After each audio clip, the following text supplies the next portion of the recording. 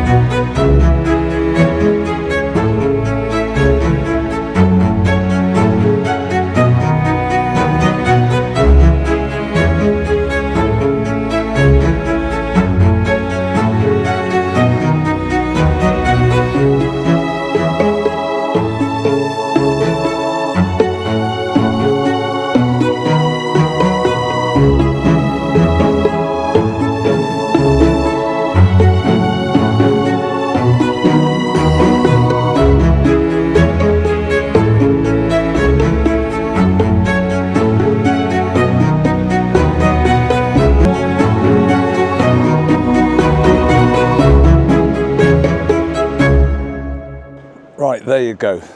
There's some comparison footage of the DJI Mavic 4 Pro and the brand new, only a few days old, DJI Mini 4.